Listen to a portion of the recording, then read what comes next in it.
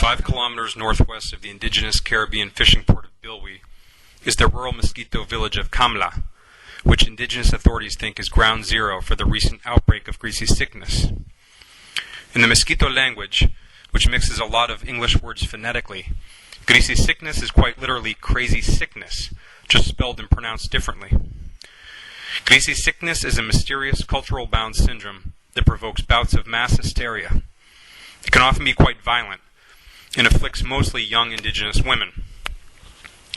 Since the beginning of April, there have been more than 120 cases of Grisi Siknis in and around Bilwi, forcing several schools to close and religious leaders to look for otherworldly answers.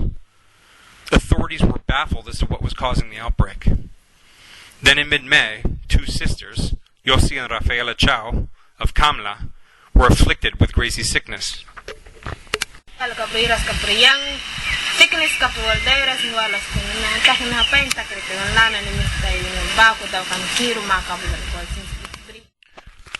In a scene that must have been reminiscent of the Salem witch trials, the 2 girls, in the throes of their madness, accused a mysterious drifter living in town of being a witch and trying to kill them.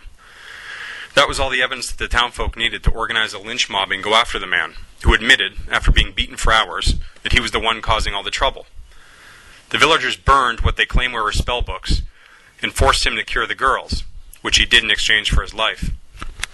Since that moment, there have been no reported cases of Grisi Siknis, and authorities think the problem has been resolved for the moment. However, the suspected warlock has escaped, and some fear he will seek his revenge through the dark arts.